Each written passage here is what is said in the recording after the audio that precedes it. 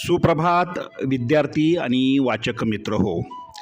दैनिक लोकमतने महाराष्ट्रातील तमाम वाचक आणि इयत्ता 2री ते 8वीच्या विद्यार्थ्यांसाठी आयोजित केलेल्या लोकमत भारत रत्नमाला 100 दिवसांची ज्ञानयात्रा या लाखोंच्या बक्षिसांचा वर्षाव करणाऱ्या कूपन स्पर्धेतील दररोज प्रसिद्ध होणाऱ्या कूपनच्या प्रत्येक प्रश्नाच्या अचूक मार्गदर्शनपर व्हिडिओमध्ये आपले स्वागत.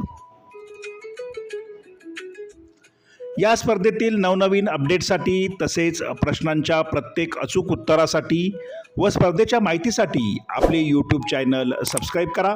तुमच्या मनातील प्रश्न शंका कमेंट बॉक्समध्ये नक्की लिहा.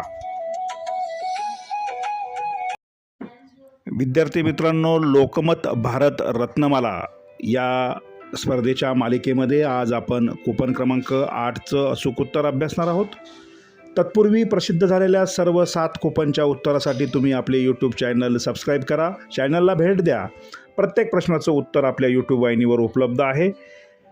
हा व्हिडिओ शेवटपर्यंत पहा, अपडेट समजून घ्या. प्रश्न क्रमांक 8. प्रश्न: SNDT विद्यापीठ कोणत्या वर्षी सुरू झाले? आणि या प्रश्नाचं म्हणजे कूपन क्रमांक 8चं अचूक उत्तर आहे पर्याय क्रमांक 1 1916.